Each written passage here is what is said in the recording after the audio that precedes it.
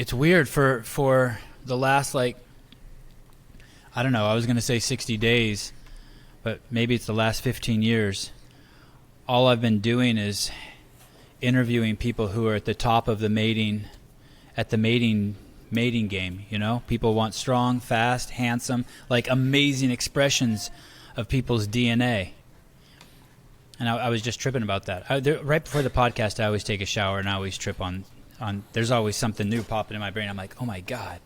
And what made me think of that is your wife, you've already been captured, right? You have a wife and a child. You've already begun the process of spreading these genes.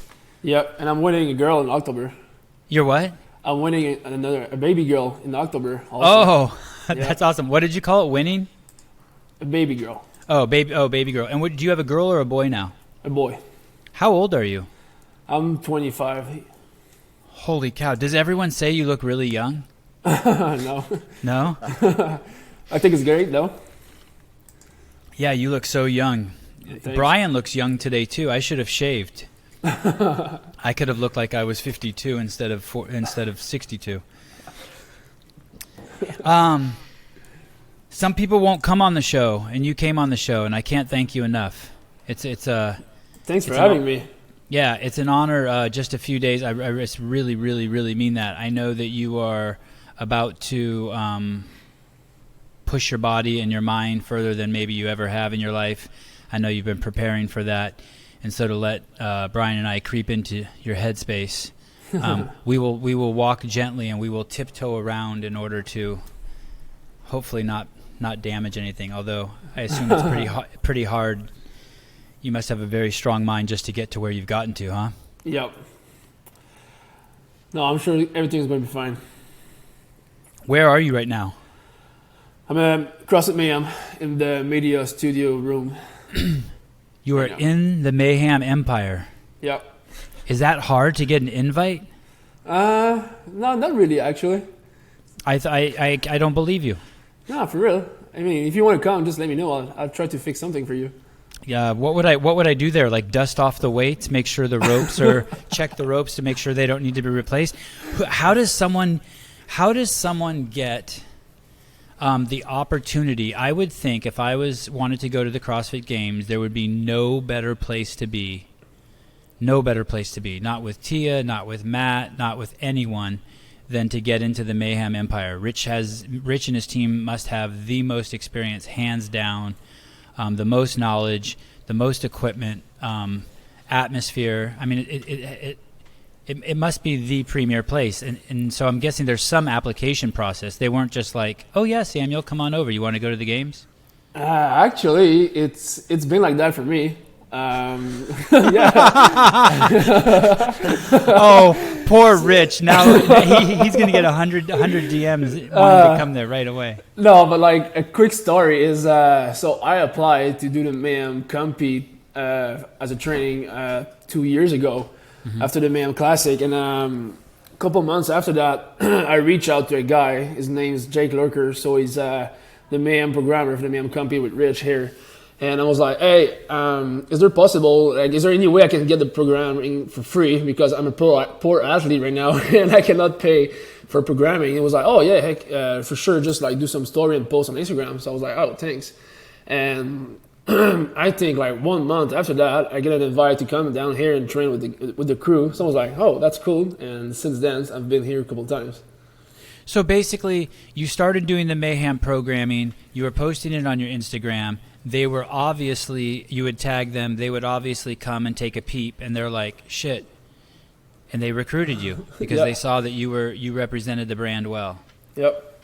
Wow, that's awesome.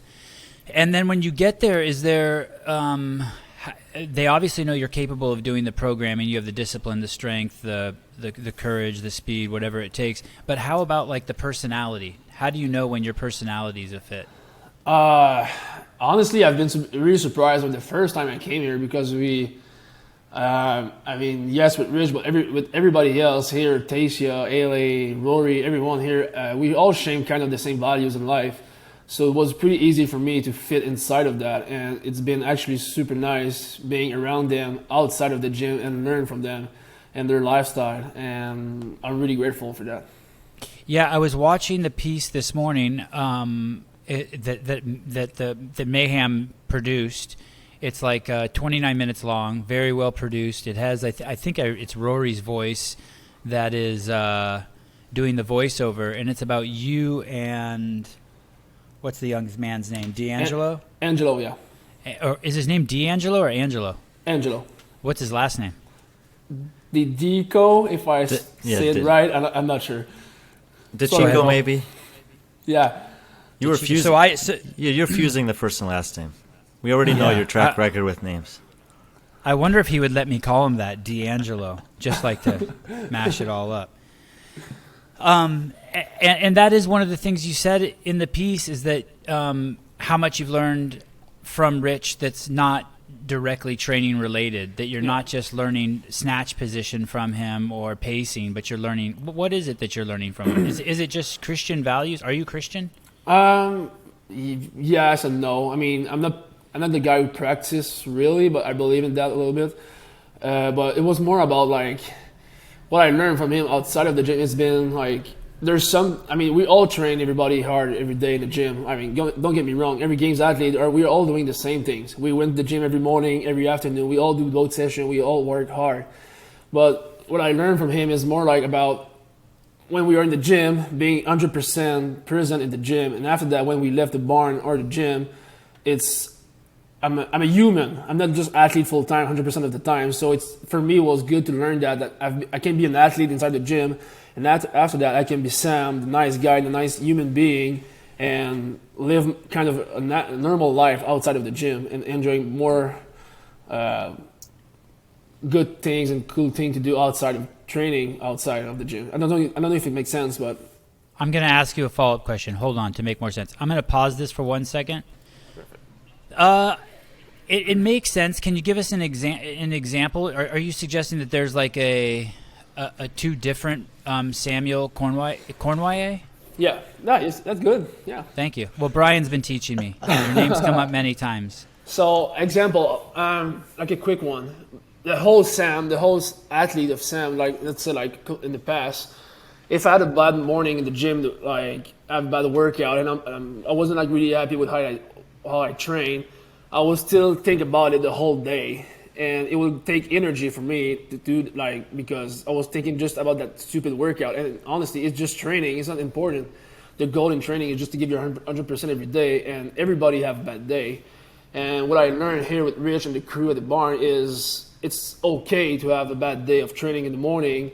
But when training is done, just get over it. Don't think about it anymore. And when you come back in the afternoon, make sure you're going to push harder and just to prove to yourself that this morning was a bad day. And it's not because you have one bad workout in your morning session, it means that your whole day is fuck. I mean, you can still train harder for the rest of the day. Do you think that you'll be able to take that lesson with you when you leave, or is that something that I guess you don't know yet, but you're saying definitely it's easier there with people of like mind. But do you think you'll be able to take that with you when you leave and you train at home? Yeah. Oh, yeah, 100%. So let me just give an example. So let's say there was a 100-meter handstand course you had to do, and you tried it 4 times, and you always fell at one spot. Normally, then you would be thinking about it the whole day, like how the fuck did I fall down there over and over and over? And now you're like, okay, I'm going to let it go. And then when you come back, you just try again as hard as you can. Yeah. And me personally, if I'm doing something wrong in training or I don't like the way I did it, I might try it again the next day or try something different with the same movement to make sure it was just a bad day and it's not like something I'm not good at. And sometimes it's worse, sometimes it doesn't work, but it's part of the game. How long have you been doing the Mayhem programming? 2 years now. And last year before the games, did you come for this games camp? Yep. Okay, so this is your second time. Yep. And how long do you stay there? How long do you show up before the games? So this year, I've been here for the last 10, 11 weeks now. Yeah. Wow. Yeah, I've been here the whole summer. Yeah. I wanted to make sure this year is going to be a great year for me. Wow. And so tell me, where did you come from again? So I'm from Quebec, Montreal, Canada. So, yeah, it's been a hard time to leave my family at home and being here, but at the same time, it's I have a dream, I have a goal, and I want to accomplish them. And my family and my girlfriend, they support me, so they understand why I'm doing it. And I'm really grateful for that, because otherwise it would not be possible for me to come here and just don't think about it. Thank God now we have FaceTime, so it's way easier just to stay like with them and talk to them every day. But yeah. When is your second child due? Mid-October. Okay, well that's good. Did you plan that? Yep. You wanted to make sure the baby didn't come during the games. Yep.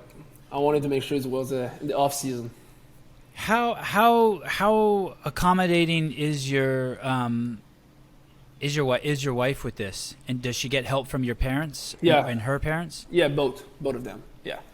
No, yeah, and thanks for them, because it will be harder for sure if we didn't have those help to help us with that. But no, yeah, everybody's helping us, and yeah, I'm super thankful for that. Do you leverage the? I really don't like the word sacrifice. Do you leverage? Help me out, somebody. I like watching you struggle. Do you leverage the fact that you have these other people who are helping you to get through your days? Meaning, do you use that as pressure to push yourself harder? Like, well, damn, my mother-in-law is helping me. My wife is alone. I'm losing a few months with my kids. Like, I can't quit. Like, I have to finish these. I have to push hard this last 30 seconds like my life depends on it. Like, do you play those head games with yourself? Yeah, for sure. Especially in training. Like, if it's super easy to train on Monday and Tuesday. You're fresh. Sunday is rest day for everybody, or barely, and so you feel great. But day like Wednesday, Thursday, and Friday, when you get tired and your body is sore and you don't want to train, for me, it's really helping. It's really helping me, because when I don't want to train, I'm just thinking about my parents, my girlfriend, my kids. Everybody here in Mayhem who's supporting me. I'm like, no, I have to do it for them today, because they're there for me and they're helping me to get me to my dream and making sure I can accomplish it. So, yeah, sometimes it's really helpful for me. Does your dreams seem attainable? Yeah, heck yeah. And how long have you been doing CrossFit? I've been competing for the last 3 years full times. I started doing CrossFit in 2014, but like from 2014 to end of 17, I was doing like 3 or 5 classes a week with some extra work, but nothing crazy. But I've been doing CrossFit full time now for the last 3 years. And when the first time you made it to, what was the first year you made it to the games? 2019. Were you trying to go to the games that year? No.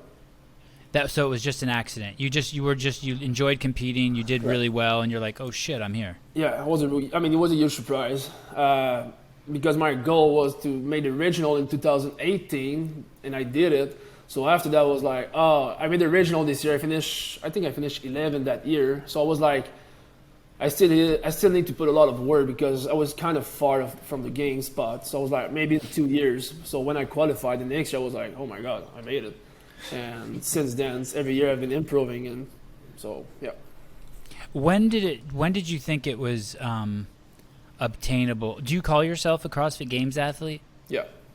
Do you feel that? Oh yeah, I'm a Games athlete and one of the best in the world.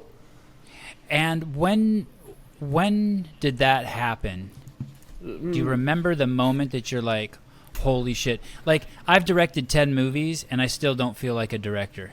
Yeah. I've done, but I've done 85 podcast episodes, and I do feel like a podcaster. So I don't know, but it didn't happen right away. You know what I mean? Like 20 podcasts in, I'm not like shit. I'm a podcaster. Now I'm 84, and I think I'm the best in the world. I mean, so something happened.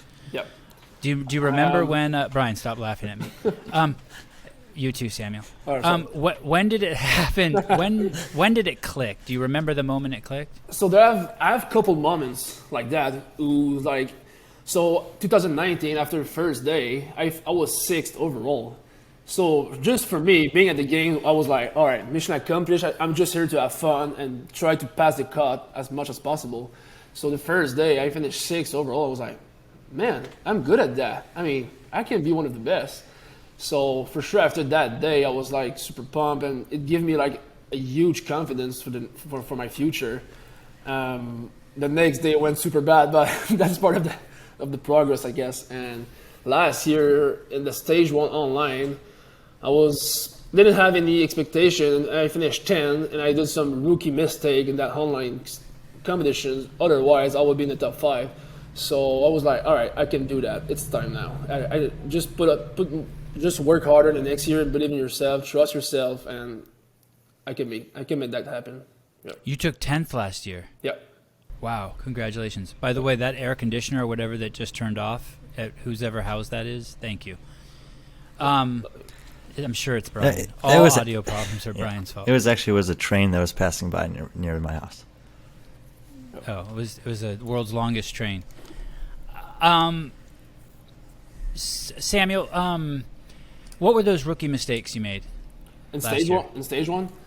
I remember. Wait, sorry, hold on. Brian, do you know what they are? Let's test Brian out here. Let's give him a role in this podcast. Are you asking about 2019 or 2020?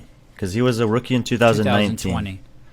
But the rookie mistakes from 2020. But yeah. Is that right, Samuel? We're talking about 2020, right? Yep.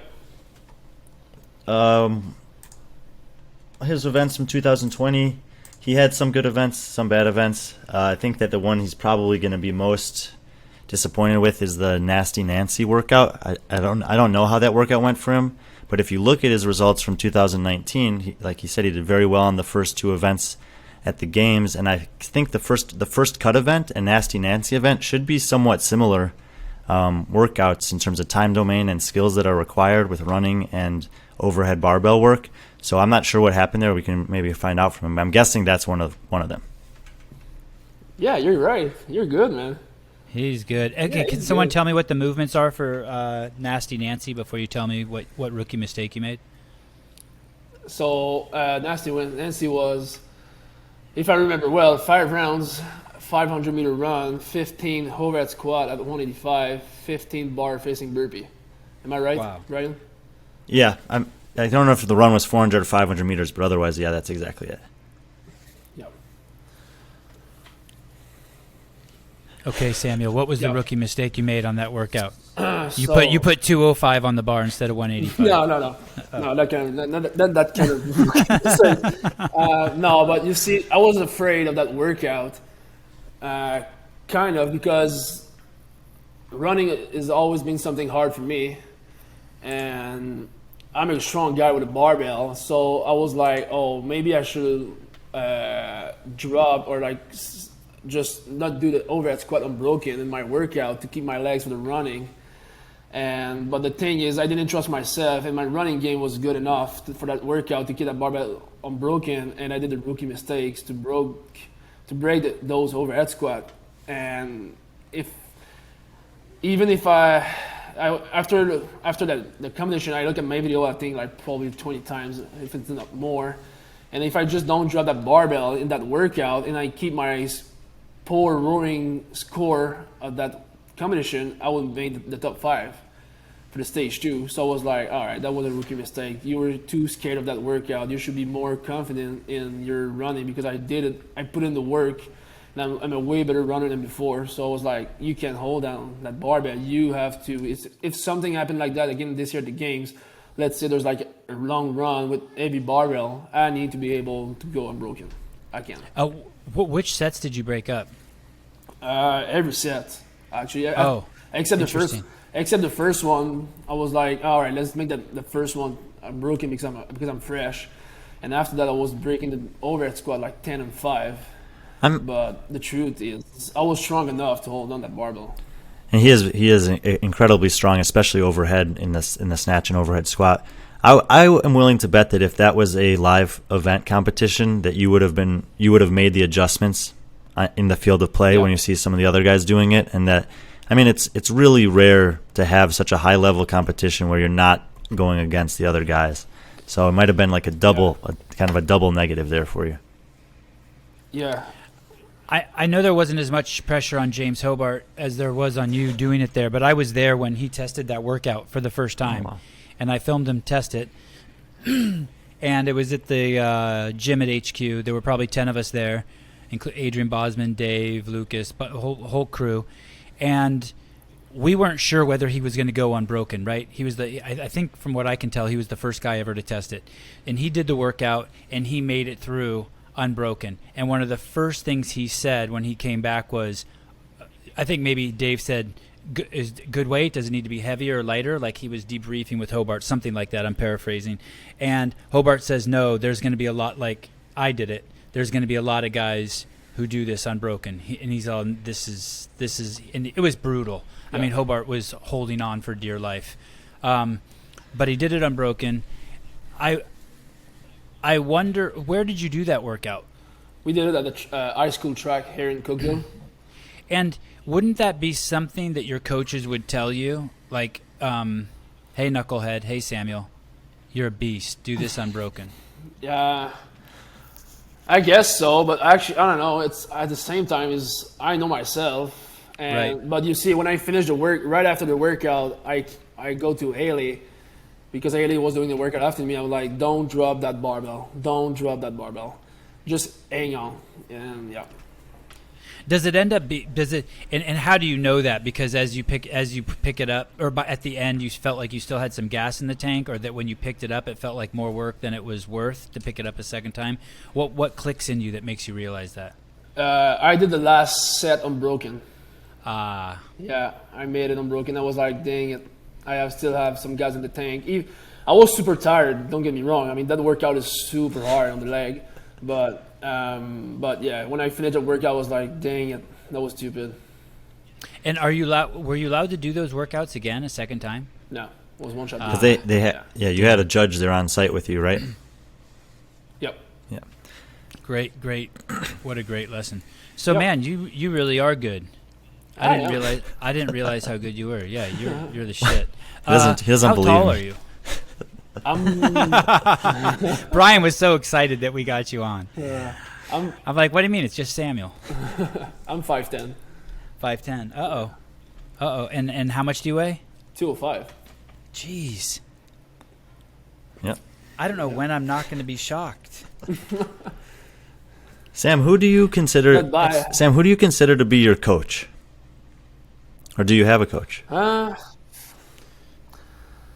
There's the guy. I mean, the guy here, Jake Locker. He's really helping me right now because we've been working on my squat position for the last year, trying to fix something in my squat. I mean, I'm really strong with the barbell. My lifts are super good, but my squat is not the strongest in the field. So we're trying to fix something with my squat and my deadlift. Jake is kind of my coach. Is he? Rich is more like my Rich is more like my training partner. Is Jake gonna be in Madison? Yeah, he's going to be with me. Oh, nice, excellent. Yeah. Who else is there? We interviewed someone else who's there too. Is it Roy Dunce? Royce Dunce. Roy.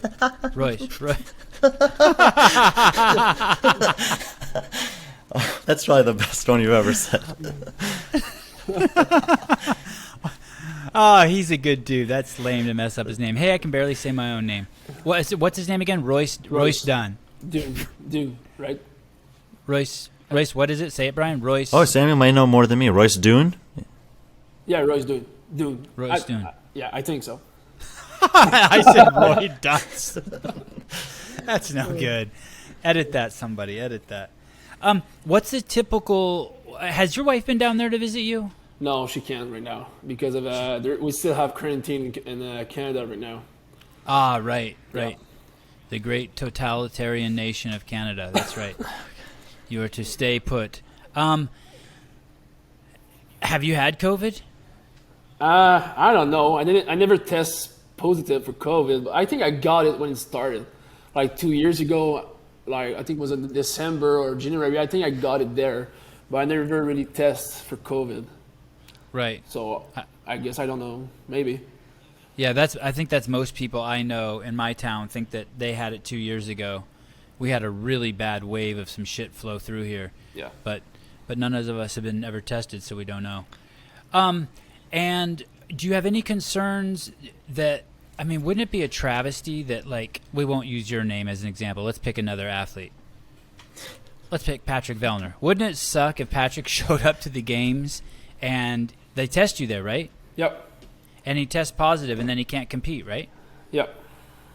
And do they test you every day? I think that no, I think it just we for the individual it's on Monday, so we're gonna test one time and that's it. After that, if At the athlete check-in, I think. yeah, And so it's kind of like, man,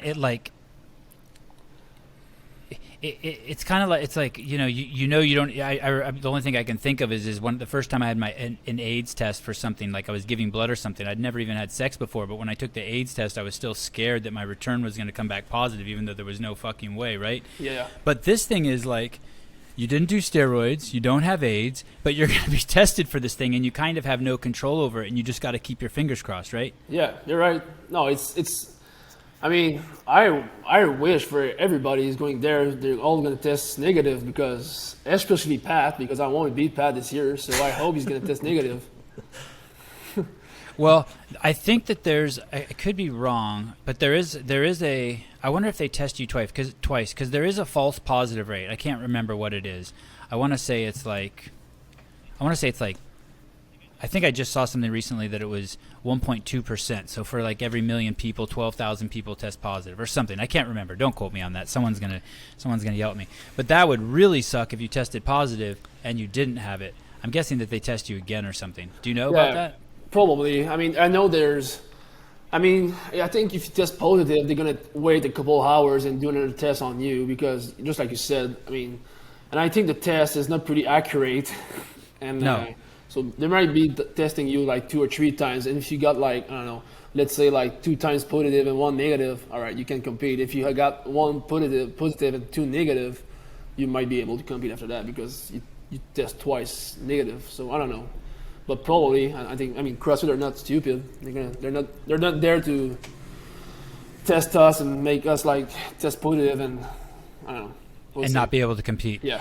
And then so. When do you go home? When do you go back to see your family? So I'll be back after the games. I'll come back in Coville a couple of days after the games, and after that I'm going to home. And then do you get to see your? Is it like Australia where they lock you in a hotel for 2 weeks, or do you get to just see your family? So when I go back home, I'll be fine to do my quarantine at home. They're gonna Oh, that's awesome. yeah, they're gonna remove the hotel quarantine.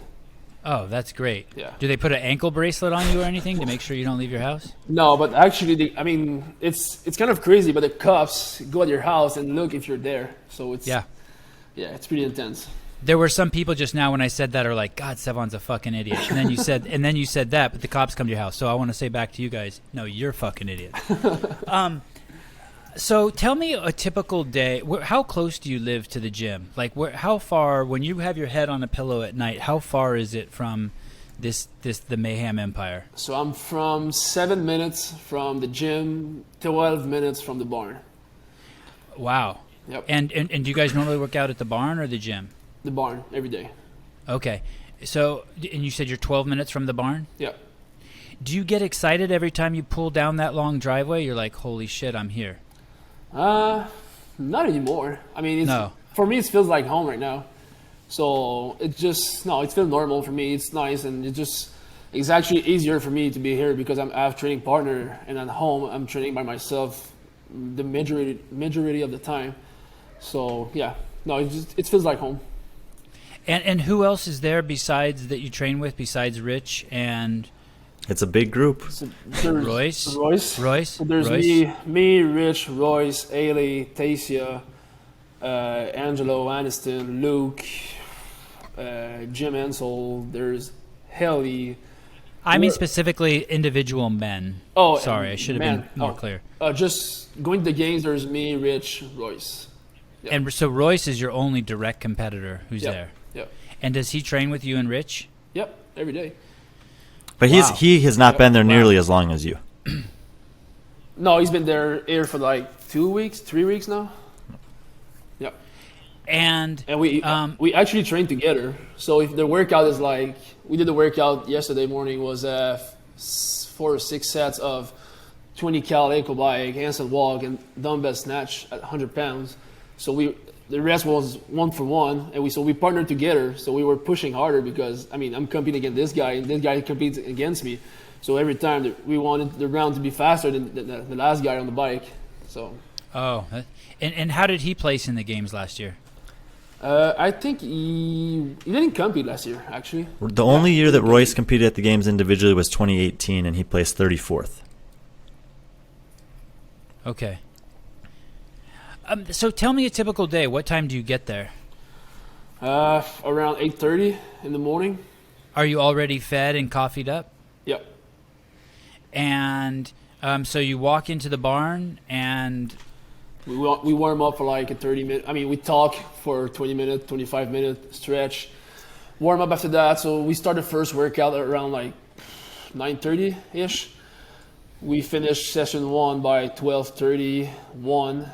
Go back here at the gym or the house, eat, relax, chill out a little bit, and go back to the barn around 3:30, and finish at 5:36 every day. And when you say go back to the house, you mean you'll actually go up to Rich's house, throw your feet up on the couch, and watch a game show? Or a Marvel movie with the kids. Wow. Yeah. That's intimate. Wow, that's incredible. And he's really opened up his life to you. Yeah. Yeah. Wow, that's amazing. Yeah, I wouldn't let you in the house. I would be like, okay, there's a couch in the barn. Stay out there. I've had my fill of you. Yeah. Because if you guys didn't get along, I mean, the guy needs some sort of break, doesn't he? Yeah. But I don't know. I think he likes to have people with him. But no, at night we're always. I mean, I'm not living with Rich. At night, I have another house with Luke Parker and Brian. But so we hang out with him the whole day. But after that, we leave him with his family to have his time. And so, this first 3-hour session, do you know what it's going to be the day before, or do you get there and the whole thing's a surprise? All things a surprise every day. And Rich has it all laid out. And what was the other guy's name? Luke? Luke, yeah. So Luke and Rich lay it out for you guys. Not Luke. Yep. I don't think Luke's involved in that. No, yeah. Oh, sorry. Who is the coach? Who was the coach you said in the beginning that you said you might probably consider your coach? Jake. Jake. So Jake lays it all out for you guys. I mean, I think so. What Rich is doing, he's taking the MAM compete programming, and he just make it harder for us. Right. So yeah, that's it. And then when you leave for lunch, when you take your midday break, do you guys know what you're going to be coming back to, or that's also a surprise? That's also a surprise. And it's been like that for 3 months, you're saying? 2 or 3 months? Yep. Incredible. Yeah. And do you see progress just in this last 3 months? Oh yeah. It's it's been a huge game changer for me, for sure. I think it's the best games prep that I ever had since I'm a games athlete. And are you ready now? Like are you ready? Like, you know how fighters, like, the night before, like, hey, let's just fight right now? Like, are you ready? Like, hey, okay, let's start tomorrow? Yeah, I'm tired to train now. I just want to compete. That's what that's the hardest part for us, the athlete. The games prep is actually, it's not, don't get me wrong, it's not easy, but the games prep, I didn't see the last 2 months fly. They fly. I'm like, oh my God, it's already games time. But now, like, because it's like the temper week a little bit, and we drop the volume and you just keep the intensity, we don't do as much workout as usually. So it's like sometimes I'm just like waiting for the games time. So I'm like, all right, can we compete now? Let's go. I'm done. My training is over. The goal now is just to stay like LT, make sure my recovery is 100% and ready to rock in 1 week.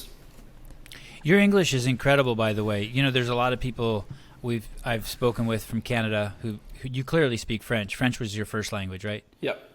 But your English is incredible. Thanks, man.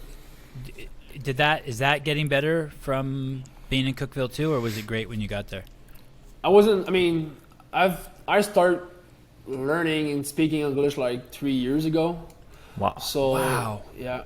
And now it's for sure, because being here for the last summer, the whole summer, it's helping me because I can't speak French with anybody here, except Facundo was here last week, and he speaks French. So it was like kind of weird for me to speak French again, but otherwise, no, yeah, for sure it's helping me a little bit. Have you picked up any of their vernacular? Like, do you say dad, or like do you say y'all, or like do you say any words that make it sound like you're from Cookeville now? No, I'm not there yet. Sam, did you do? Were you there for the last chance? I mean, for the semifinals as well. You did the semifinals in Cookeville. And were you wanting to do the online Atlas games, or did you try to get into one of the live competitions? I wanted a live competition. Yeah, I mean, I sent my email to CrossFit and I told them, hey guys, I'm moving in the US for the whole summer, so it will be nice if you give me a live one and not a online one. But after that, when I saw that all the Canadian was together, so I was like, all right, it is what it is. I was pissed for sure. I wanted to be back on the floor and just to, I don't know, kind of like break the ice, because I didn't touch a competition floor for the last 2 years. But I was pissed, but after that I was all right. It is what it is. I can't do anything about it, so that's it. How does your finish in that semifinal affect your headspace? Are you happy with it because of where you placed, or are you like, no, I should have won that? That was my chance to send a message to Vellner. I mean, Pat is fit. Pat is super fit, and I don't know. I wasn't happy. I wasn't like mad with my score. I mean, I finished third. It sucks because I would prefer to have more workouts than just like, because we had like 5 real workouts. I don't count Friendly Friend as a real workout because it's so short, like a sprint one. And we had also the Gretel, like the 10 round of 3 clean and jerk, 3 bar facing burpee. It's kind of a stupid workout to do online. When you have like live competition with more workout, it's kind of fine. But for an online one, I think it was like, I don't know. I don't think it was the right programming for that competition to do, to send people to the games. But that's my opinion. And so I wasn't mad, but I'm excited for the games because it's more like high skills workout, if I said it right, and it's more like in my jam. And yeah.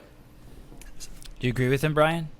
I do agree with him in most of what he just said. Part of the reason I wanted to ask him about that is because was Tyler Christoffel also there at Mayhem doing the Atlas games the same time as you? Yeah, we did it together. And they're both part of the Mayhem crew that have been following Mayhem's programming, and Tyler actually finished 6th, so he missed making the games by 1 spot. Was that difficult? Like, as happy as you were to make it, were you kind of bummed for him? Yeah, that was super awkward moment because his girlfriend Bailey made it to the games, and because she did the workout with us also, so she made it to the games, and he didn't qualify. So it was hard to see like both family like kind of happy for Bailey and sad for Tyler because he didn't make it. But at the end, he came to me, he was like, hey, good job, you deserve it, and I like him for that. He's a nice bro.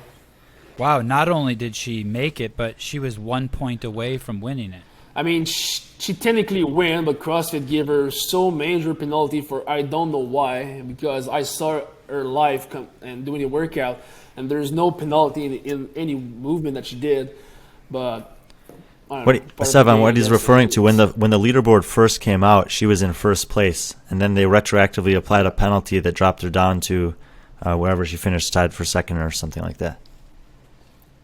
Oh, wow. What was the workout that she got the penalty on? I think the one with the dumbbell, the one with the rope climb, I think. I'm not sure. There's like 2 or 3 workouts where she get penalty, but it was kind of weird because, we look at the video every time and before submit the score, and everyone was like, all right, that video is good.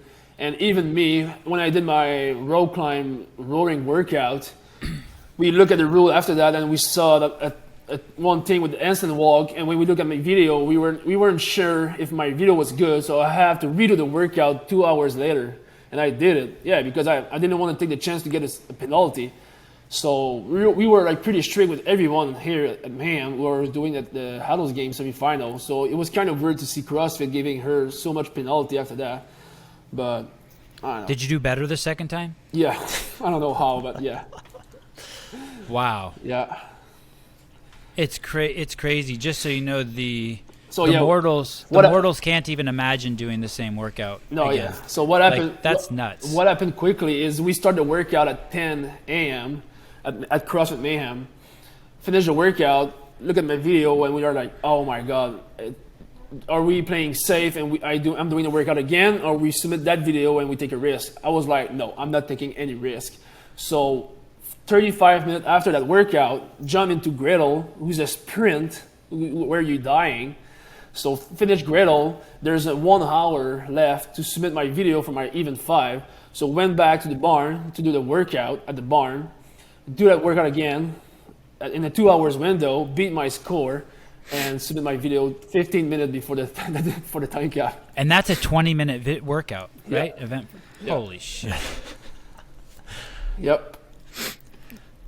And what's the rest of the team thinking when you do that? Like, are they like, holy shit, he's going to do this again? Does everyone walk back to the barn with you to cheer you on again? Yeah, everyone was there, and it was a pretty cool moment because when I was in the workout, we look at the timer and we were like, man, he's gonna beat himself. He's gonna beat the score from this morning.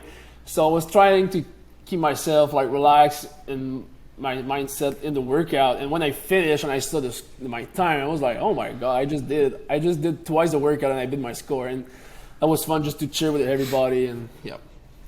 And just to be clear, no one knows what their competitors' scores are, so it's not like you can do it again shooting for another score. No, yeah. You only know your own. Was that weird since you were working out with Tyler and you would know his scores and he would know your scores? Like, if he beats you, aren't you like, well, shit, I'll just do it again? I mean, we did all the workout together at the same times. So after that, what we said, if we want to redo the workout without the partner, we can. There's no rule. I mean, it's we're friends. We're really close. I like him a lot as a bro. But at the end, we're competing against each other. So if he saw my score, if he wants to try the workout again alone, do it. It's part of the game. So do it. And if I have to do it, cool. I'll do it. Yeah. You have to have that mentality, or else Yeah. you'll leave there hating people, right? You have to be like, hey, this is one of the things. If we do these in the same room together, we're gonna have to be comfortable with someone trying to beat you. Yeah. I mean, a second time. I mean, we are competitors. So I don't know, if example, like at the games, Alex Caron and Jeff Adder, they're both my friend, but if we're swimming and they're in front of me and they're blocking my way, but I'm going to grab his leg, I'm going to remove it from my way and or swim through it because I'm competing right now. I want to win. Swim over the top of them. Yeah. I really like that story. Whenever someone says that they'll be like, I'll be interviewing a games athlete, and they'll be like, yeah, someone swam over the top of me. I just love that visual of just like one person swimming over the top of someone else. That's just brilliant. Yeah. I mean, yeah, we're there for win. So, Sam, then obviously Tyler advances to the last chance qualifier. And so you got to see him, he had to take a couple weeks, reevaluate, and then get after the last chance qualifier. And really what I want to ask you about that is, because in the future, I don't think any semifinals are going to be online. I think that we'll hopefully be able to have all live semifinals. But I think the last chance qualifier will probably always, if it continues to exist, have to be online because people are competing all over the world. And it doesn't really make sense for them to travel for just that one thing when so few people get anything from it. And you'd already said that the programming for the semifinals in the online format was a little questionable at times. When you saw the programming for the last chance qualifier, first of all, it seemed like it was a little bit cutthroat and like really short and difficult. But at the end of the day, I think they found the fittest guys. So were you okay with the formatting for that? I don't disagree with the workout that they did. Like, the row dumbbell snatch one is a sprint one, but you need to be able to push yourself really, really hard if you want to do well in that workout. So that was good. I like the burpee one with the standard, the 12 hinge from your hands. It's a hard one for sure. So, I mean, the test was fine. The only thing I think personally wasn't great is there was only 4 workouts to qualify a games athlete. I'm like, no, you can't. It's impossible. You need at least 6 or 7 workouts. Just because I don't believe you can test all the capacity of one athlete in 4 workouts. I don't believe it. It's impossible. At the game, just this year, we're going to have 15 workouts to do. So it's, how can you send someone at the games with only 4 workouts? So it might be just like a luck. The guy was just good in those workouts, and he cannot be like super, like he cannot walk on his hand, can't do pistol, can't do straight and push-up, I don't know, whatever it is. But I think there should be more workout. Even though, well, let me push back on that for a second. What if it was just one workout, and you don't even have 4? Just make it at that point. If That would- the issue, That would If be the stupid. That would be really stupid, actually. I'm sorry, but I'm being honest here. fair, no, be honest. What if it? Because at this point, and I don't know what I'm talking about. I just want to put the data into you and Brian and see what comes back. What if you just made it one workout, and the argument you have is like, hey man, this is the last chance qualifier. They've already done the Open, they've already done the quarterfinals, they've already done the semifinals. And the reason why I bring this up is that I think it was James and Brian also had a similar feeling to you. Like, hey, 4 workouts might be not enough. But they also looked at the last workout, and Brian said, hey man, this last workout, you could also argue could be, and I'm paraphrasing for Brian, I'm sure he'll correct me, could just be the only workout. You could probably pick the guys from that last workout. I forget what the workout was. Do you remember, Brian? It was like rope climbs and... Yeah, rope climbs, double under, and squat clean. Yeah. Yeah. I'd say yes and no, but it just, at some point, if you create like kind of like an online event, just do it for real. Just don't do all of that just for one workout. It's pretty easy for them just to create workout and put like a deadline submission for each workout, and that's it. There's no job Right. for them. It just the athlete have all the jobs to film himself, do the workout, submit a score. So, but I guess I get your point. I get your point. And From a fan base, I would love it if it was just one workout. wow, Just like- it would be honestly, exciting. That would be Yeah. exciting. Yeah, that would be exciting for sure. But I see what you're saying. Like, hey, give 7 workouts. Give 10 workouts and put it on the athletes. They have a choice. Do they want to try? Do you want to go to the CrossFit Games or not? We're Yeah. still going to make it as fair as possible. One thing before you talk, Brian. Brian said that he doesn't think there'll be more virtual competitions. He's out of his fucking mind. Dear Australia and Canada, you will never, ever. Hey, Australia had a live competition Okay. this year. Oh, so I'm wrong there, I guess. But those countries Well- will be virtual. They're going to get all of you guys goggles soon, and you guys are going to live your life through virtual goggles. Go on, Brian. Well, I was thinking about it because obviously you get the results for the last chance qualifier, and we see Alex Caron, who's a friend of Sam, and he's competed against him. They're both from Eastern Canada, in second, and then Tyler Christoffel once again, who he's been developing a friendship with there in Mayhem, 1 spot outside. And I just can't help but think of competitor Sam versus nice guy Sam, looking at that and saying like, man, I'm happy for Alex, but I'm so bummed for Tyler because now he's missed it by 1 spot twice. And how you have to Yep. what was it like for the group there? Like, was that pretty devastating? How did he handle that? That was hard, and I think the hardest part was, all right, so now if can Roman make it to the games again, because he's been qualifying for the last 3 years, and now he's like he's finishing first. So we all know that the guy is fit and he deserves a spot at the games. There's 100%, but the last 3 years he wasn't able to come. So at some point, why are you doing it if you know that you can go? But and on the other side, like the competitor inside of me is like, yeah, but the guy wants to prove that he deserved to be there at the same time. So I'm like, it's hard. It was hard because we just knew this morning, that they're not backfilling Tyler at the games, and Roman cannot go to the games again. Why don't they do it like fighting? You know what I'm talking about? Like in the UFC, they'll say, hey, Brian and Sevan, you're going to fight each other on this day. Samuel, make sure you make weight and you show up at the venue, because if Brian gets sick or Sevan breaks his ankle, you're going to jump in there and fight the guy. I mean, they could say that to Tyler. They could say, hey, dude, just so you know, you're man 41. If Roman doesn't show up, you can suit up. I mean, that would be I can see easy. some... The inverse is true. Yeah, I mean, I think Sam, you can tell me if I'm right or wrong about this. I think Tyler reached out to CrossFit and said, "I'm ready and I'll be ready if the spot opens up." Hey, I have a huge respect for Tyler, because he's been training super hard, even without knowing if he was going to games or not.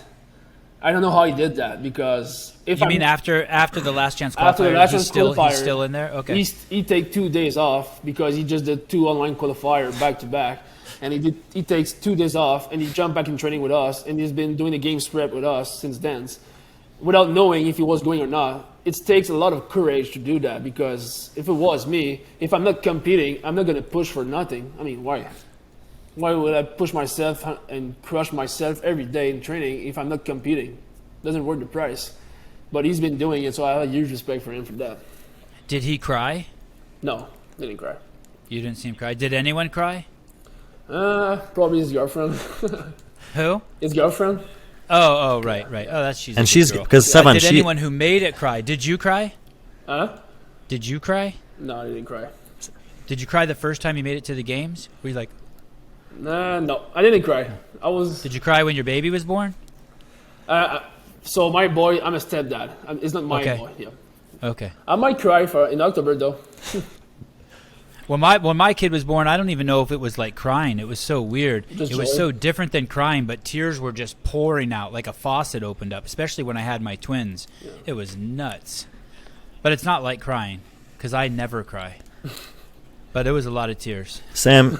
Go ahead, Brian. No, I just want to shift back to him. So now you're Not me? no. You can talk about you later, huh? So now you're obviously you're getting ready for your third games, but does it feel like your first games? Because the last 2 years we know have been a little bit different. You only got to do a couple events. You had to do them online, and if so, which I'm assuming is yes, do you feel like going into this season, you had even though you have some games experience, it's also going to be do you feel like a little bit like a rookie because of that at all? I don't feel like a rookie because I don't feel like a rookie because all the competitors know me and they know that I'm great. But it's going to feel like a rookie year because it's going to be my first real CrossFit Games. 2019, I did 4 workouts and I got cut after that. I wasn't even sore. So I was like, oh, that's boring. I've been training hard and I'm not even sore. Yeah. So I'm excited for that this year because I don't want to talk too fast, but for now, I'm living for Madison to live a fully weekend of CrossFit Games with 15 workouts inside of them. So it's going to be exciting for me. It's like my fully first CrossFit Games. I'm curious who you're going to pal around with there. I wonder who you're going to. Well, he's got a lot of who's gonna be those Canadian guys are pretty tight. So like him and Adler and Caron, you guys have trained together in the past, competed together a lot, and you probably haven't you haven't seen them in a while because you've been down here and they've been up there. Yeah, and I didn't talk to them the last 3 months. Wow. On purpose. Yeah, on purpose. Yeah. Do they speak English as well as you do? Jeff, he's probably better than me in English. Alex, he's speaking, kind of like me. He's good. He's not bad. He's good. Do you have a shoe sponsor? No. Are you with this announcement that Reebok's giving? What is it like? 10,000. 10,000. Yeah. Do you wear Reebok anyway? Yeah. Oh, so it's a no-brainer for you. You'll Yeah. just. No, Okay. I'm gonna wear Reebok shoes. And you're gonna win. Are you gonna win one event? For now, with the workout announcement, I have a shot at maybe 2 workouts, so we'll see. Yeah. That's awesome. I love hearing that. I'm really excited for the handstand walk workout and the pig muscle up one. Oh, tell me about that pig. So I see these guys flipping this pig. So the pig obviously is made out of some sort of cloth at the games, right? I don't know. I never touched it before. Well, I can't remember. I'm sure I've touched it, but I forget. But it basically looks like a giant bale of hay that's wrapped in some vinyl. I'm assuming that thing is not made of steel. I'm assuming it's some sort of hard rubber. But the things that you guys are flipping and practicing are these steel contraptions. Yep. Are those really Comparable? do they really give you the stimulus? Yeah. What did you say, Brian? Yeah. Comparable? Yeah, comparable. That's the word. Thank you. I think they're the one that we use in practice are maybe a little bit harder than the one at the games, just because the one at the games is like a full piece of I don't know what, just like you said, but like so you can put your knee on it, you can push your your elbow, your shoulder, but those one in practice that we have, there's nothing, there's just handle, and after that there's a plate, so you don't want to put your knee on the plate. You're gonna hurt yourself. So I believe they're harder than the one at the games. Have you seen anyone get injured by that thing? Not yet. No. Did you hear our interview with Taylor Taylor Self? Did you hear our interview with him? No. He was on the demo team. Not the demo team. He was lifted up- just testing workouts at the ranch.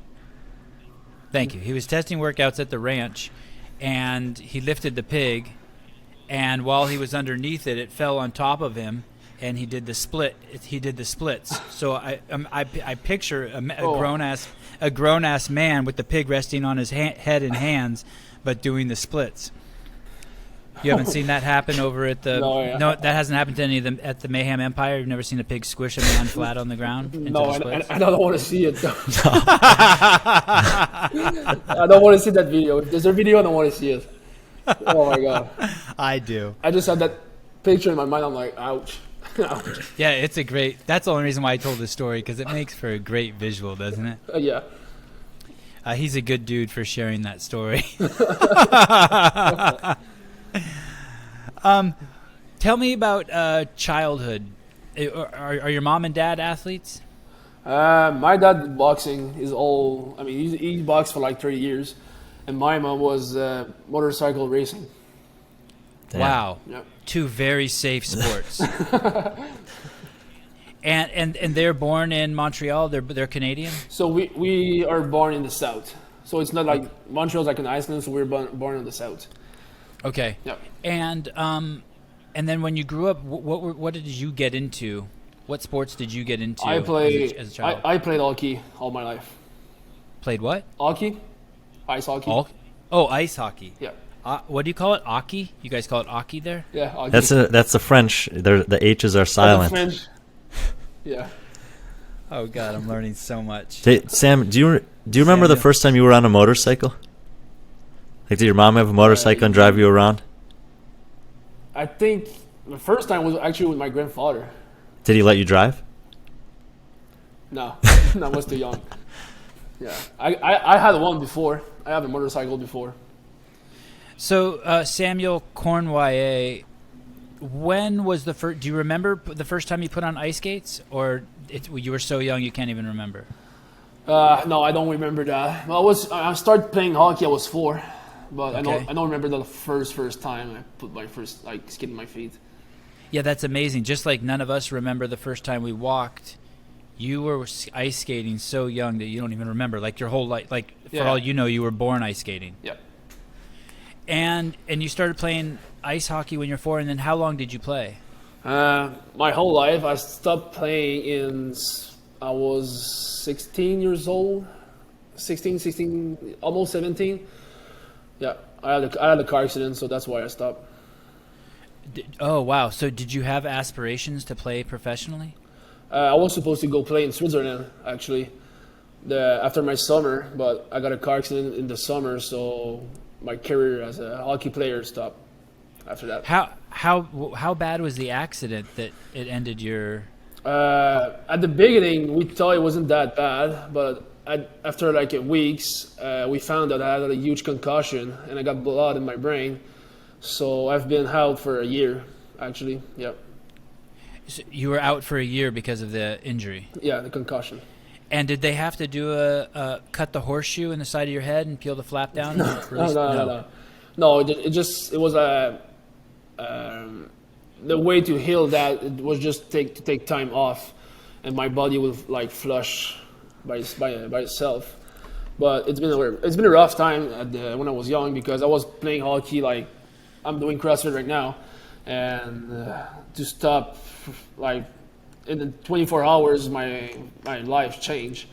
So it's been a rough time, but yeah. Were you driving? Yep. And was anyone else in the car? Yeah, I got one friend. He got nothing. Oh, good. Yeah. That makes me happy to hear Yeah, that. he got nothing. I wasn't driving. And I wasn't driving fast though. I was like at 40 miles, so it wasn't that fast. It was a rainy day. We just finished working and missed the curve and hit the ground. And did the car roll? So we hit the ground in like the corner. So we missed a curve and the car just did, like flip on this side, came back on the top and flip on the other side after that. Oh. Yeah. So the car rolled, but end to end. Yeah, from the top from the front to the bottom. Yeah. Wow. What kind of car? In that time, I have like a Sunfire, Pontiac Sunfire.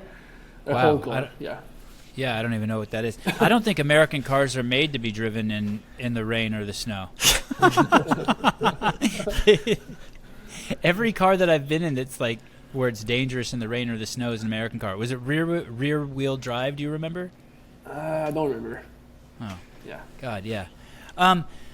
Yeah, that's pretty intense to just have that, and it kind of it's interesting. I make this joke. That's probably not a joke I should tell in front of you, but I will anyway. Is that CrossFit is where professional athletes go to die when something doesn't work out in your career, whether it's you're too small or too slow or you have a car accident. CrossFit's there waiting for you to express your human potential. I agree with that. Yep. And so you take from 16 to 17 off, and do you do any sports during that time, or do they basically say, hey, you can just walk? I mean, the first 2 months, it was just taking a walk outside was taking all my energy. It was so hard. So I didn't do any sports for a year. And after that, because I missed the boat to go play hockey in Switzerland, so I was trying to find something else to do because outside of hockey, I was like, I don't know what to do. And I remember one of my friends was coaching at the CrossFit gym at this time. So he was like, hey, you should try to come. You see, it's more like a sport. It's not really like training, because when I was playing hockey, I was the laziest guy outside of the ice. Training for me was like, no, I'm not training. It's not for me. And so I went to do a CrossFit class with him, and I was like, you know what? Yeah, it's kind of fun. So I just signed up and I started like that. You said you missed the boat. Is that that's definitely an American phrase. Is that a Canadian phrase? Like if we were all talking French, would you have said that? I missed the boat? Yeah, I would say miss the boat, but in French. Oh. Yeah. Wow. Okay. So you guys have that too. I missed the boat. That's good to know. So you were 17 years old when you started training CrossFit. I was close for my 18 when I started CrossFit. And as you started realizing you were good at CrossFit, did you think about getting back on the ice? Were you like, oh shit, maybe I can get back on the... No, it was too late. I was too old. Man. Yep. Yeah. Is that the most competitive thing you can do in all of Canada? Hockey? Yeah. Yeah. I mean, it's the sport in Canada. I think hockey for us is like football here in the U.S. There's these 3 books that I've read, and they always use. I think it's there's a book called Bounce, a book called Range, and then I think it was Outliers. Anyway, these pop psychology books, they all mention this same phenomenon in Canada, where basically if you're going to be a Canadian hockey player, you if you're not born in January, February, or March, you basically have no chance, based on the way they send people. Based on in the calendar year, how they send people to the next grade. So basically, if you're born in December, you would be too young, and those players don't make it. Do you know what I'm referencing? No, not really. No. Oh, okay. Yeah. I'll send you that chapter in the book. It's funny because I just started reading this book, Bounce, and they just mentioned it too. But that basically kids that there's some cutoff for school in December on December 31st in Canada. And that if you look at the birth dates of most professional hockey players, it's January, February, or March based on where they were in their schooling and the advantage it gave them when they went to the pro league. Someone will comment about it and unfuck me in the YouTube comments. So if you want to hear the details of it, you can look in there. Yeah, that is interesting. So then basically, do you have a job at this time? No.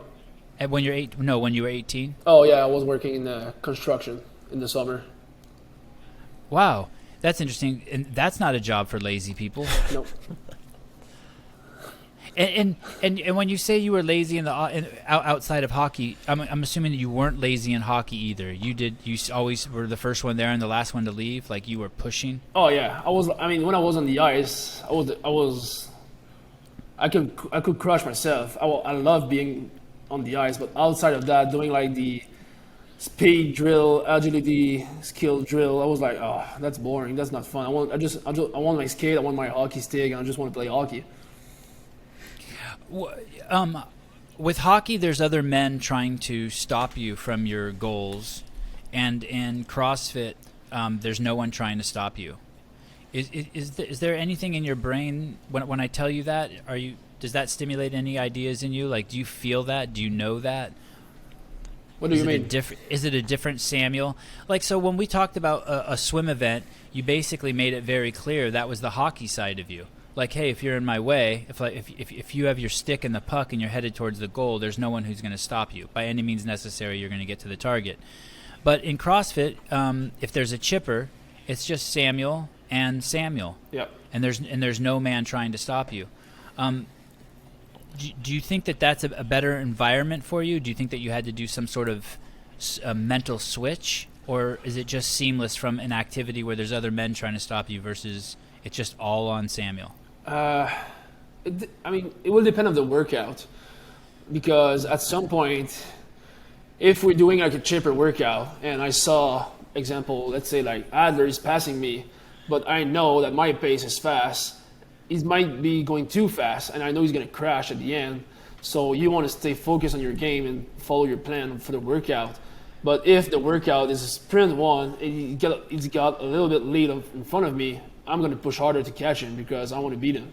So, yeah, I guess it depends on the workout. Did someone have to teach you that? No, Or does that come- I learned by myself. Yeah. Yeah, I was a rookie. Sometimes was going too fast, and at the end I was just laid down on the floor, and the other guy was just passing me, saying, "Hey, rookie, you went too fast. Good job." Who said that to you? Do you remember? I had the chance to train when I started with Albert Dominic Larouche. So I've been training with him a couple of years. So at the beginning, when I started, I was like, for sure, starting way too fast. So I was like, yes, I'm leading, I'm beating him. And 5 minutes later, he was way ahead of me, and I was still on the roller dying. So, yeah. Is it easy to stick to your game plan? Before, yes. Now, I think it's impossible. My mindset is too good right now to keep me out of my zone. And I will say thank you to Rich for that, because Rich is fast, he's fit, and he's the fittest guy alive right now. And in the barn, sometimes when he's passing me, I'm like, no, don't try to follow him. Stay in your plan, stay in your zone. You'll see, you'll catch him, or you'll be close. Well, you said something very interesting right there. Do you want to ask him about that, Brian, or should I? You can ask him. So Rich is the fittest man alive right now? Yeah. That's awesome to hear you say that. Boy, everyone's ears just perked up. Why do you say that? Because I had the chance to train with him, and I'm really good at CrossFit, and he's one step ahead of me. It's crazy. He's fit. He's still super fit. He just turned 34 today, and he looks like he's 25. He's unstoppable. Do the other people on his team know that? The other 3 people? Yeah. That not only that they're more fit than him, but that they're dealing with the fittest man alive? Yeah. Oh, yeah. I don't think they feel the pressure, but they know that. They don't feel pressure? No. Rich would never do that. Would never put pressure on them just because he's the fittest guy on the planet. Yeah, but they have to feel it, right? I mean, being on a team, you have to be concerned that you're going to be the weakest link at all times, right? I mean, there is that built-in pressure, like, oh shit, I don't want to be the weakest link. No, yeah, for sure. But I think it's helping them to push harder in the workout, I think. Is there ever discussion of him coming back to individual? No, never. No, even though... Not even master. Oh, so it's yeah, because I can't remember where I saw recently, but it sounded like he was even done with team competition. I think he said that the only reason why he came back is because his cousin wanted to do it, so he's like, oh, fuck it, okay, I'll go with my cousin. Yeah. Yeah, I mean, last year when they decided to cut the team for the games and just do the individual, he was like, well, maybe it's my time to just stop. I mean, there's no point anymore to compete. So I think he didn't know at this time, so he was just like, I'll wait and see what's going to happen. And when Chase asked him to go, he was like, all right, I'll do one more year. Why not? I'm fit. Where else have you trained? Did you have a coach before these guys? Yeah. So when I quit my job and started doing CrossFit, I started with Dicker Camp, Michelle Letendre. Okay. Yep. Okay. Yeah, she really helped me at the beginning to being more a complete athlete and being more wise in my workout. Was that hard, changing coaches? Yeah, for sure it was hard. I mean, she really helped me. I'm super grateful for what she did for me. But at some point, it's my career, and I had a decision to make if I want to accomplish my goal, and that was a hard decision to do. But yeah, it sucks. And what do you what does someone do when they're going to switch coaches? You just call her and you just basically say, "Hey, Michelle, this has been a great run. I want to try something else. This is this has nothing to do with you. This just has to do with where I want to take my career." Yeah, exactly. Yeah, it's never fun to do that, but I mean, it's my career. I just have one, and so I don't want to miss anything, and I want to make sure that I'm doing everything I can in my power to be the better version of myself. So right, yeah, it makes total sense. As opposed to like if you were to switch with someone who, for the reason that they were hurting you or they didn't give you enough attention or you felt like they had too many athletes, that wasn't the case. You just wanted to you wanted to come and see, hey, let's go to the Mecca. Yeah. Let's go to the Mayhem. yeah, Mayhem. Did competing at the Mayhem Classic influence that at all? yeah. Actually, that's a big part of it, because when I came here to Classic 2 years ago, I got myself crushed. I looked like I was unfit, and not because of Decathlon programming. It just I didn't really do really well in that competition. And so when I came back home, I was like, all right, so there's one thing in that weekend that really crushed me, and it was the volume of the workout in that weekend. So I was like, all right, I'm going to try the Mayhem programming, because if the competition was like that, it's mean the training is a high volume training. And I remember when I started doing the Mayhem programming, the first 2 months, I have to scale down the programming because it was too much for me. Wow. Yeah, it was way too hard. At the beginning, I was like, that's too much. I can't hold on that. And it took me around 2 months to put myself in the programming and make being able to do the full things at the full week of training. Was it just the volume of training, or did you have to adjust lifestyle things to make that volume more attainable, like sleep or nutrition or anything like that? No, it was just about a volume workout. It was way more than what I was doing before. My sleep always being well. My nutrition wasn't at the best in the time. Now it's pretty good. But I think at that time it wasn't about that. It was really more about the volume in the training. That's it. Do you want to keep going, Brian? No. When you'll hear these stories about professional fighters, and they'll tell you, you'll hear a professional fighter who's a world champion, and he'll be like, yeah, I train with the best jiu-jitsu guy in the world. He can beat me every time, and he's so good, and he can beat anyone. But no one's ever heard of this guy, right? Are there people like that within the Mayhem community that are like, that no one's ever heard of, who are just so damn good? Like, you get there, like when you showed up at the Mayhem Classic to compete, you're like, who the fuck is this guy? Are there people in the gym there that are just freaks? I'll say I don't want to name anybody. I want to keep you the surprise. But there might be one guy in. I'll give you a clue. In the media team, he's really fit. Super strong, and he's training a little bit more right now to might go at the one of the semifinal next year. So he might. I'm not saying he's going to go at the games next year, but for sure he is able to go at one of the semifinal and make some noise with a barbell. He could be He's super strong, but he could be the next Dre Strom. Yeah, exactly. Yeah.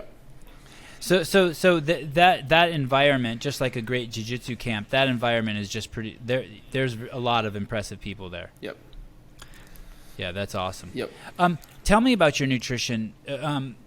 Two questions. One, you said it got better, but also, do you have to eat more now with this level of volume? Yeah, for sure.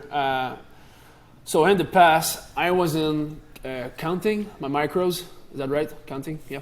All right. So I wasn't counting my macros. I was just eating food when I was hungry. And now, for the last year, I've been making sure I was hitting my numbers to eat enough in my day. And especially the summer, my carbs was way higher than normally. And I'm the kind of the guy who's like, I don't like to eat in the morning and afternoon, but I can eat anything at night. But it's not pretty good for an athlete because you want some food in the day to make sure you can have some fuel in training. So it wasn't hard, but it wasn't easy for me to eat like at lunch enough quantity of carbs to make sure I have fuel in the afternoon. But at the end, I think I did a great job, and I feel great. So, Sevan, I just want to stay there for a second.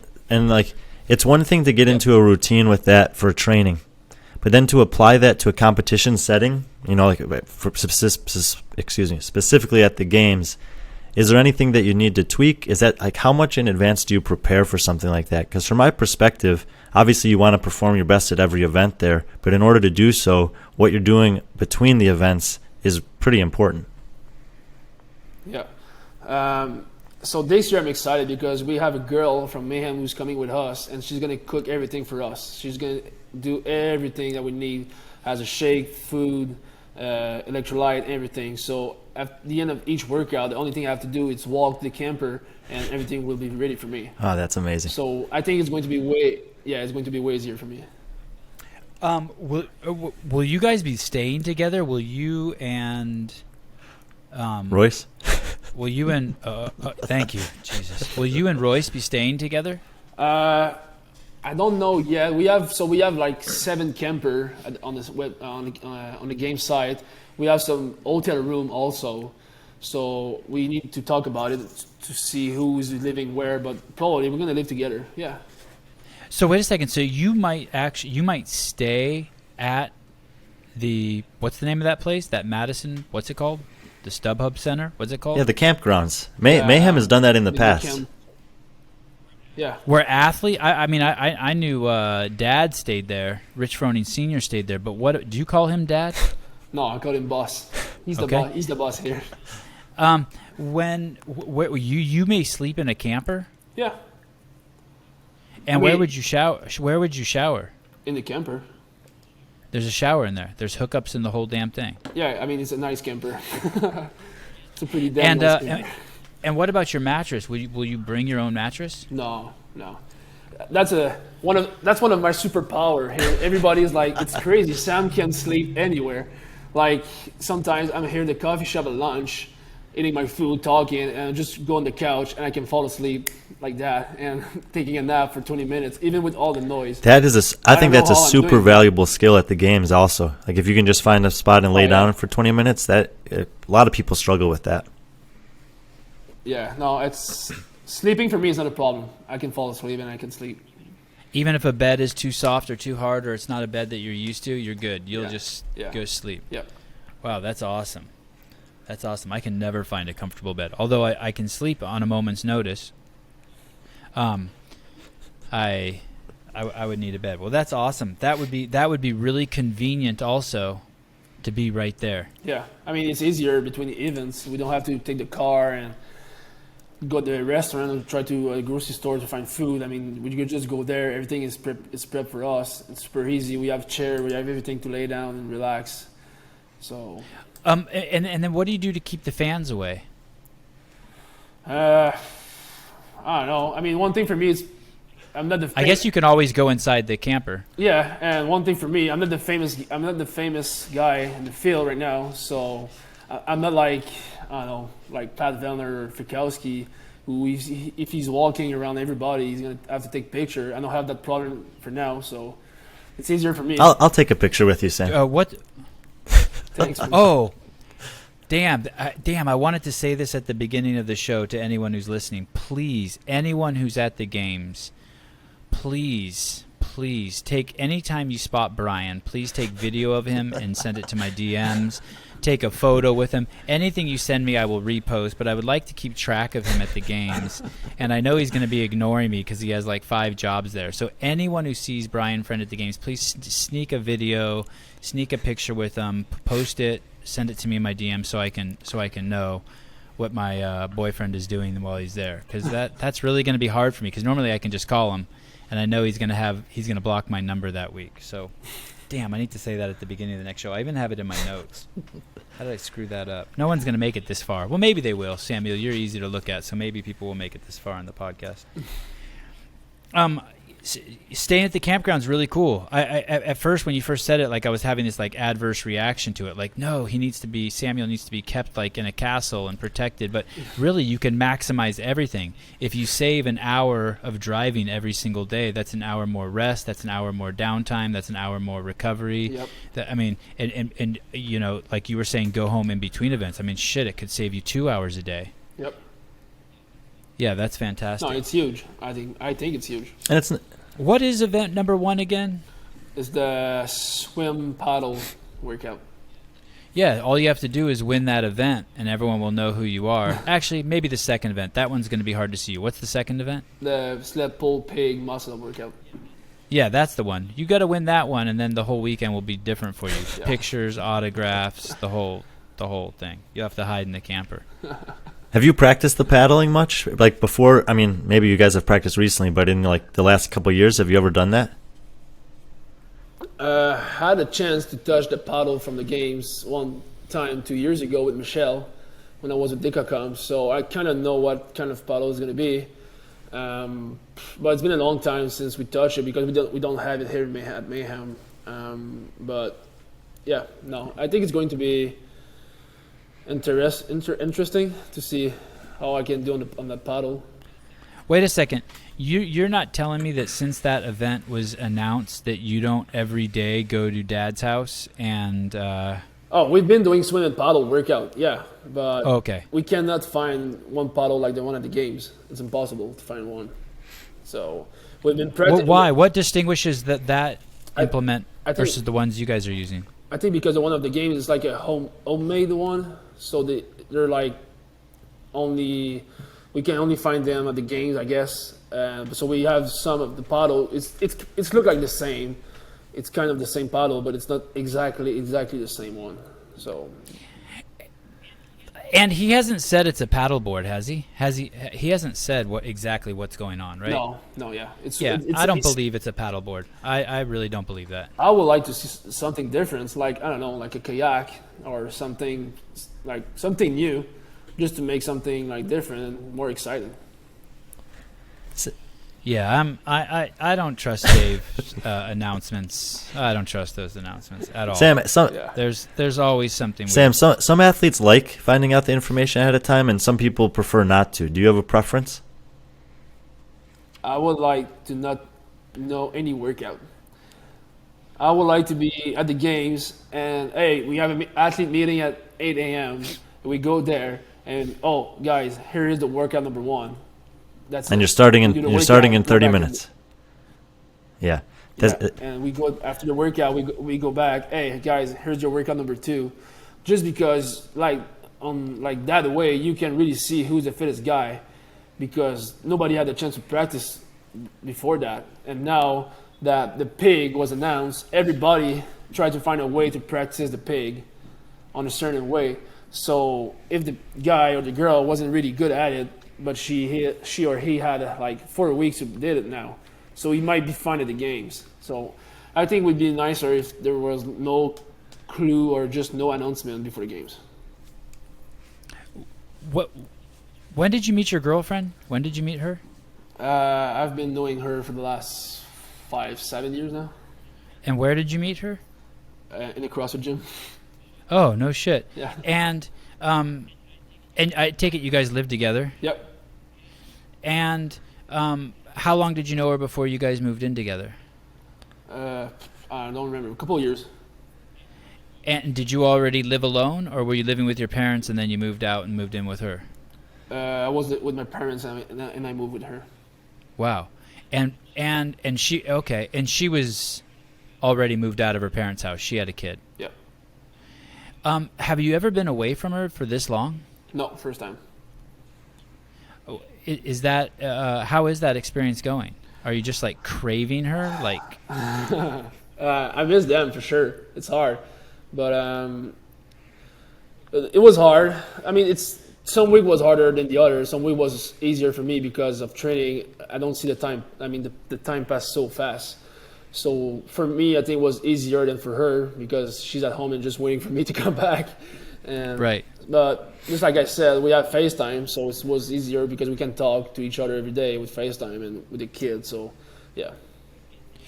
Has it caused any surprises? Like, has the instability, like, has it caused any instability in the relationship, or has it caused anything that's affected your training, or is it better for your training?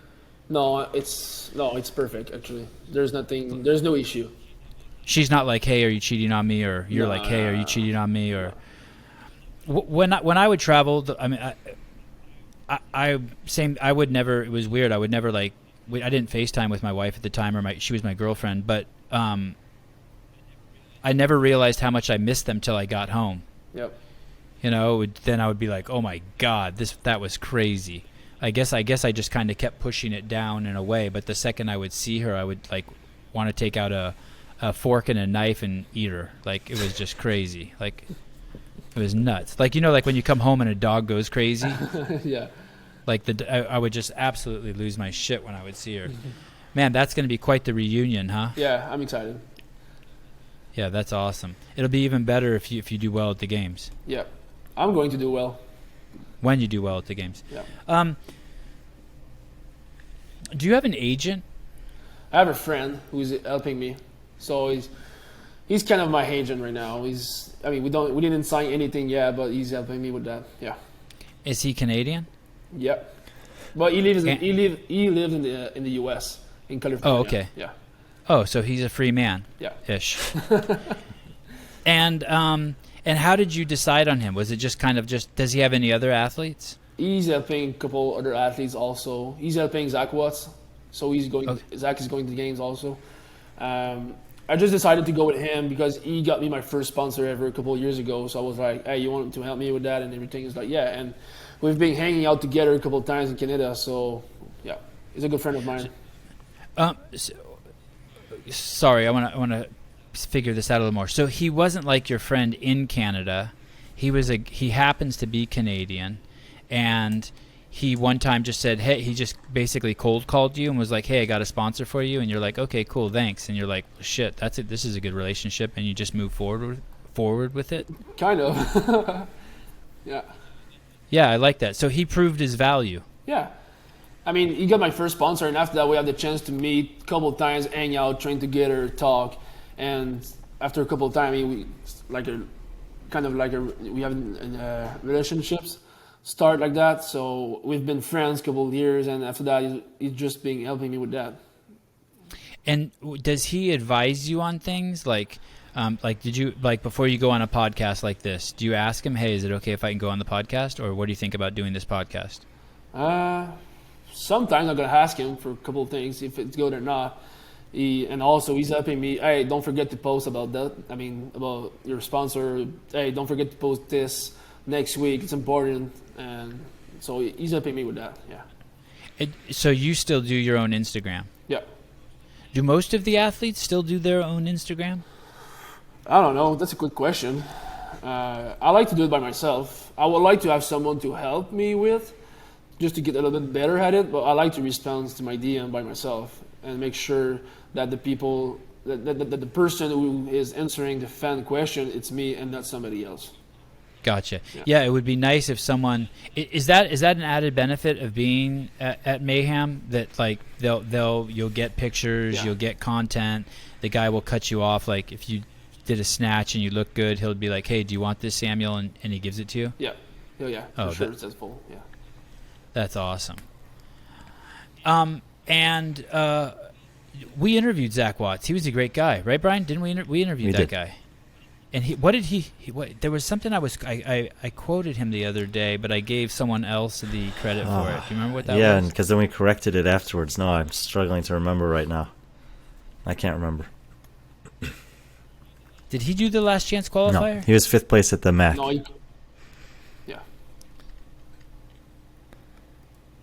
I'm trying to. I have him and Andrew Luckett. Brandon Luckett. All. What did Andrew, I call him? I don't know what your name's. God damn it, Samuel! I will not forget your name. Samuel Cournoyer. Yeah, I will not forget your name. You're pretty good to say my last name, actually. I'm telling you, Brian beat it into me. I was having a blast with it, making fun of you for a long time, and he was just like he didn't like it. So he just kept correcting me. I remember it can be worse. When I was in the original 2018, I mean, I was nobody at this time, and I was racing Tim Poulsen in the muscle workout. So the announcer, I don't remember the guy, he was like, "Oh, and now Sam is racing against Tim." He didn't even, Oh my he God. didn't even try. He was like, "What the heck is that name?" As long as I don't look at it, I'm fine. The second I look at it, I can't say it. Like I'm looking at it now, and that was a mistake. That was a mistake. As long as I don't look at it, I can say it. Like I just like Patrick Vellner. Like it just reads just like that. Vellner, Patrick Vellner, Jeffrey Adler, Samuel. And then even the guy below you. What's his Alex Vigneault. Yeah, yeah. It's just and then maybe that's why Patrick and Brent are so popular, because their names are so easy. Yeah, it's probably not the 3 straight years inside the top 4 at the games. It's just the ease of the name.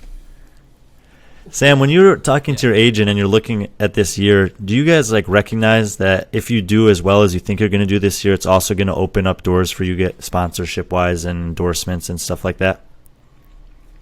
Yeah, for sure. And I mean, we've been talking with a couple of company for the last month, but I mean, I decided to not sign anything before the games, because if I do well, I want more. So you're taking a chance on yourself. I love it. Yeah. Yeah. Oh, yeah. I mean, I believe in myself. And, yeah, so I decided to not sign anything and just wait until the games to see what's going to happen.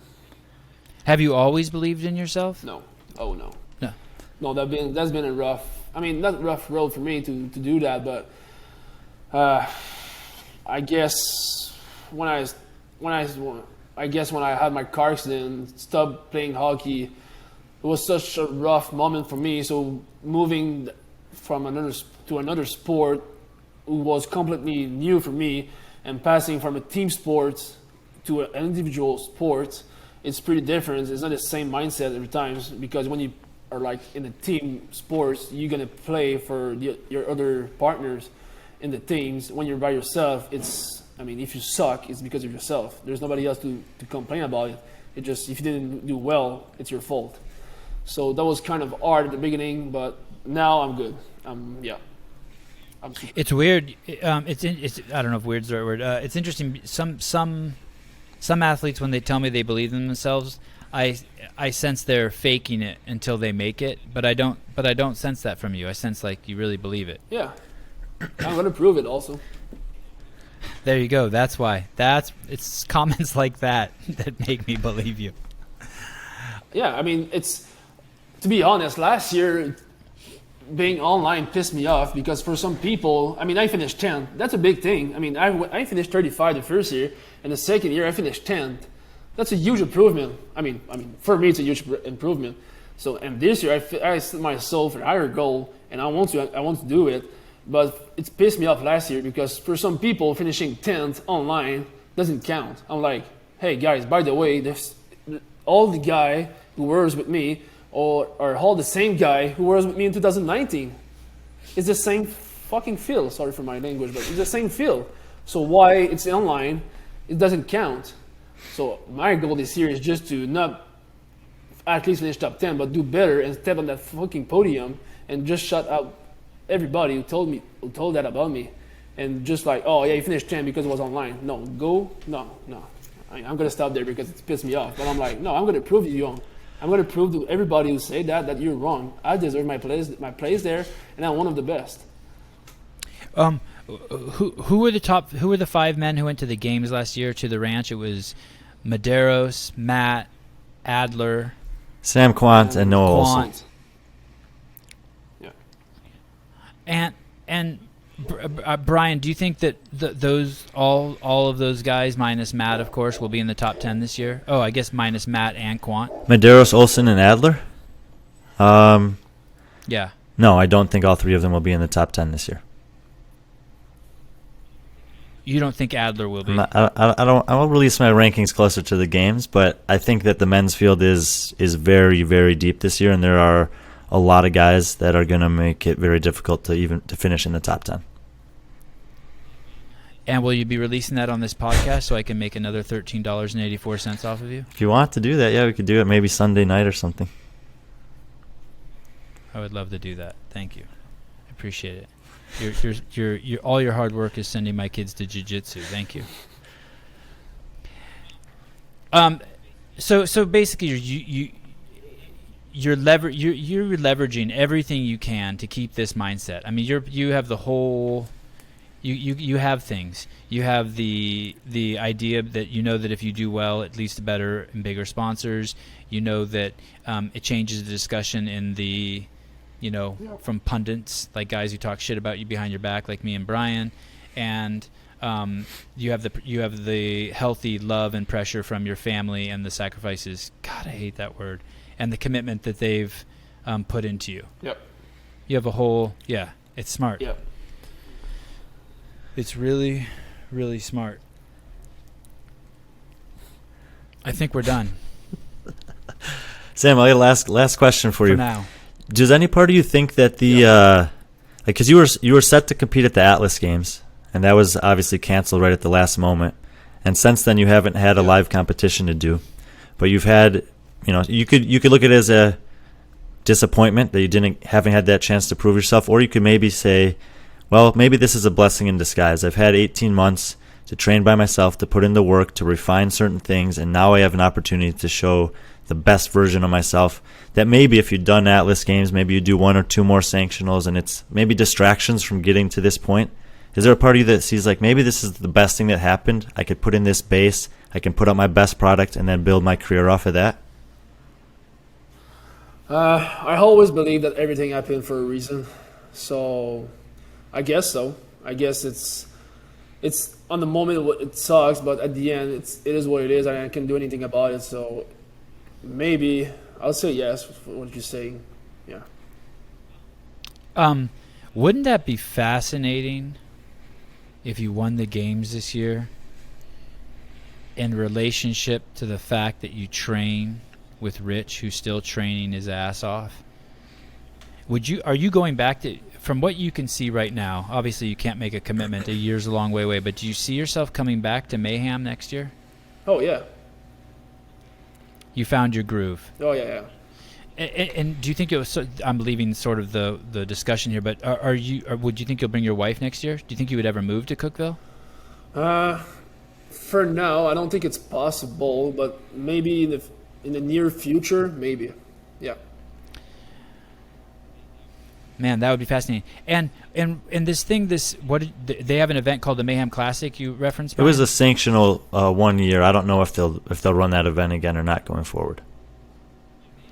Do they do any competitions there in Cookeville that Mayhem sponsors? Don't they have a charity event? They have some charity event. They're not in Cookeville. I don't remember what the city is, and I think they're actually planning another competition in November, but I can't tell you what is the name and where. I don't know. I don't know any details. Does Rich ever compete individually in those? No. The charity events are usually teams or teams of 3 or something like that, and he'll always participate, but it's always in some kind of a team environment. Yeah. Boy, what a draw that would be if he participated as an individual, so that people who wanted to take their shot at him could take their shot at him. He did. But man, if you won the games, that's got to fuck with his head a little bit, because he trains with you every day, and he's got to be like, well, shit. No. I'm going to go back next year and beat this guy up. No. He's just going to be happy for me. Okay. I'm sure he will be. Don't get me wrong. I'm sure he will be. I've never seen anything from Rich except the highest level of sportsmanship, gentleman. Oh yeah, speaking of sportsmanship, do you learn that from Rich too? I was always impressed. I always thought that Rich, I mean obviously Matt too, but I always thought that Rich had the best movement in the sport, meaning he didn't leave anything up to the judges. Have you learned any of that from him? No, I've always been a fair player, so I don't like to lose. I mean, I'm a competitor, so for sure I want to win. I don't like to lose, but I have enough respect for all the athletes where I'm competing against them to, if they beat me, fair enough. Like if everything is fair and the guy beat me, I'm gonna go to him and say, hey, good job, you deserve this one. Love that. But you're not going to beat me next time. Not exactly. Yeah. Thank you, Samuel. Thanks. Cournoyer. Thanks to you guys. Hey, will you say your name once for me?